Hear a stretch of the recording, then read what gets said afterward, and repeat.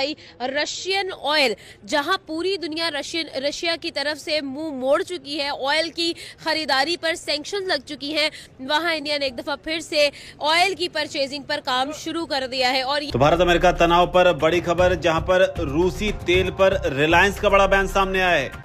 Russia के ये जो डिस्काउंट देना है इंडिया को, ये एक रिलीफ एफर्ट है कि जो ट्रम्प की पॉलिसीज़ हैं, जिस तरह वो इम्पैक्ट कर रही हैं इंडिया को, टैरिफ लगाना इंडिया के ऊपर, तो वो इसलिए रशिया के ये रिलीफ इस चीज़ को स्ट्रेंथन कर देगा कि इंडिया अपनी मल्टीपोलैरिटी की इंगेजमेंट के अमेरिका के बगैर भी बाकी कंट्रीज से वो इंगेज रहे, उस चीज़ को स्ट्रेंथन करेगा। वो इसलिए नहीं कि अगर अमेरिका ने लगा दिया तो अब इंडिया होपलेस है, इंडिया अब कुछ नहीं कर सकता।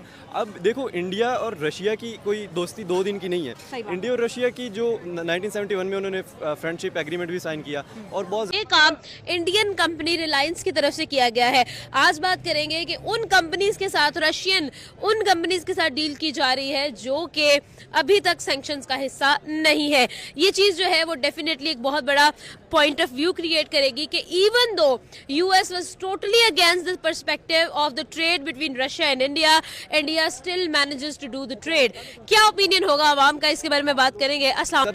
इंडिया की जो डिफेंस इंडस्ट्री है, इंडिया की बाकी इशूज, हाँ, डिपेंड करती है और हमेशा से वो हेल्प करते रहे हैं। तो इंडिया, हमें इनकी एक हिस्ट्री रही है नॉन अलाइंड की, तो इंडिया का ये मौक़िफ़ रहा है कि हम बजाय कि rather than choosing the parties, हम नॉन अलाइन रहेंगे, हम डिफरेंट कंट्रीज़ के साथ अपने रिलेशनशिप को बिल्ड करेंगे, बजाय कि हम एक पे अलाइन करें या एक के ऊपर रिलायंस करें। सही है, तो ये चीज़ बहुत ज़्यादा इंपॉर्टेंट है कि इंडिया के अंदर हमेशा से एंटी अमेरिकनिज़म रहा है, क्योंकि पाकिस्तान अमेरिका का ब्लॉक रहा है कोल्ड वार के अंदर, उसी ब्लॉक को पाकिस्तान ने फॉलो किया है।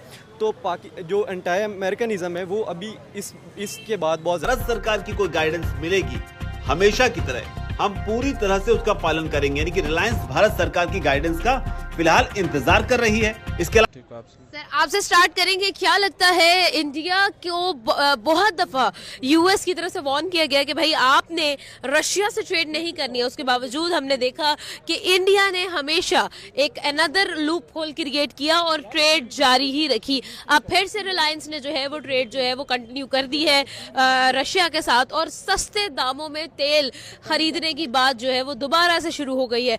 ओवरऑल क्या पर्सपेक्टिव है आपका? जहाँ पर इंडिया का अपना फायदा होगा वहाँ पर तो इंडिया काम करेगा, क्योंकि इंडिया एक इंडिपेंडेंट कंट्री है पाकिस्तान की तरह। ठीक है। अब इंडिया का फायदा रूस से मिल रहा है उनको तेल खरीदने में, ठीक है, तो वही तेल फिर खरीदेगा। यानी वो फिर अमेरिका को नहीं देखेगा ना बाकी कंट्रीज, क्योंकि इंडिया भी एक इकोनॉमी है, स्ट्रॉन्ग इकोनॉमी है, तो अब वो अपनी तजारत के साथ ट्रेड करेगा। ठीक है, और ज़्यादा इन्हांस हुई है, तो अमेरिका कभी भी इंडिया कभी भी अमेरिका के आगे सक्कम नहीं करेगा। उसकी रीज़न ये है कि इंडिया अपने आप को एक रीजनल पावर देखता है, और as a regional power, sir regional power से भी बड़ा वर्ड ग्लोबल साउथ का लीडर ऑफ ग्लोबल साउथ को इम्पोर्टेंट है। बट ये ओवर एस्टिमेटेड एक रिमार्क्स है, मैं इसको दोस्तों, जैसे कि आपने फर्स्ट क्लिप में देखा, रिलायंस की दोस्तों कंपनी ने फिर से रशिया से ऑयल लेने के लिए डिमांड कर दी गई है। दोस्तों, जिन देशों ने अपना मुंह मोड़ लिया था, उस देशों को छोड़कर दोस्तों जिन देशों पर सैंक्शन लगी थी, जिन कंपनियों पर सैंक्शन लगी थी दोस्तों, उन्होंने रशिया से अपना मुंह मोड़ लिया। और अब दोस्तों इंडिया की रिलायंस कंपनी दोस्तों जो रशिया से वो ऑयल लेगी, और इस पर पब्लिक क्या कहती है सुनिए आप इस वीडियो में। कभी भी नहीं करता, एक्सेप्ट नहीं करता। तो एक वो स्टेट जो अपने आप को एक रीजनल लीडर कह रहा हो, या आपके हिसाब से जो साउथ का लीडर कह रहा हो, वो अगर एक दूसरी पावर से सक्कम कर जाए कि if you are putting tariffs on me, और मैं अपनी पॉलिसीज़ को छोड़ देता हूँ, तो वो उसकी जो एक पॉस्चरिंग है वो इम्पैक्ट करती है। अब आप एक फिलीपींस है फॉर एग्जांपल, ये कोई भी कंट्री है जो इंडिया को फॉलो कर रहा है, इंडिया के साथ उसके टाइज हैं, वो जब देखेगा कि इंडिया एक अगली कंट्री के टिल्टेड है कि अच्छा जी सही है, इट्स ओके, मैं आपने ये चेंज कर दिया, तो कोई भी नहीं फॉलो करेगा। लीडर वो होता है जो अपने डिसीजंस खुद लेता है। तो इंडिया के बेसिकली ये अपने आप को एक पॉस्चर कर रहा है कि हम किसी की कोहर्सिव पॉलिसीज, जिस तरह ट्रम्प की कोहर्सिव पॉलिसीज हैं कि ऐसा कर दो, इंडिया कह रहा है कि मैं नहीं करता। अब मेरे कोर को कोई टच नहीं, मेरे इंटरेस्ट जो है वो मेरे इंटरेस्ट हैं, और उनको मैं अपने हिसाब से लेके चलूँगा। अब इसका इंडिया का जो ट्रम्प की जो इसकी जो पॉलिसीज थी, उसके रिस्पॉन्स पता है इंडिया कैसे करेगा, ये मैं बताता हूँ। उसके रिस्पॉन्स इंडिया ऐसा करेगा, India more multipolarity exactly, India और ऑप्शंस एक्सप्लोर करेगा। अभी नरेंद्र मोदी ने कहा कि मैं चाइना का विजिट करूँगा, उनकी फॉरेन पॉलिसीज उनके जो भी उनके हैं राइवलरी से फ्रेंडशिप पे चली गई हैं। मसला क्या है कि वो बता रहा है, बेसिकली सिग्नल कर रहा है ट्रम्प को सिग्नल कर रहा है कि आपकी राइवलरी रशिया से ज्यादा चाइना के साथ है। तो आप अभी तक मुझे देख रहे थे रीजनल सिक्योरिटी प्रोवाइडर, अगर मैं चाइना के साथ मिल जाऊंगा तो what would happen to you? मुझे काफी टाइम से ये जो है ना, what would happen to you? ये जो था ना कि वो हमेशा करता रहेगा और अपने लिए नए से नए रास्ते निकालेगा। ठीक है।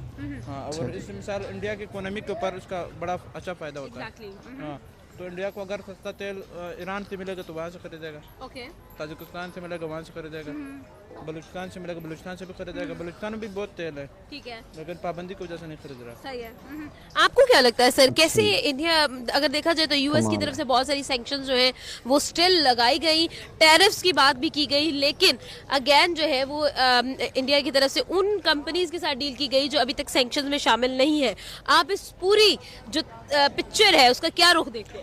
बेसिकली इंडिया जो है ना वो एक पावरफुल कंट्री है, ठीक है, ना सिर्फ इस लिहाज से कि वो एक इंडिपेंडेंट कंट्री है, इस लिहाज से भी कि वो एशिया का सबसे एक पावरफुल कंट्रीज़ में से एक है। ओके, अपनी ट्रेड्स के लिहाज से, अपनी इकोनॉमी के लिहाज से, अपनी पॉपुलेशन के लिहाज से, क्योंकि इंडिया मेरे हिसाब से अब चाइना से आगे निकल गया पॉपुलेशन में।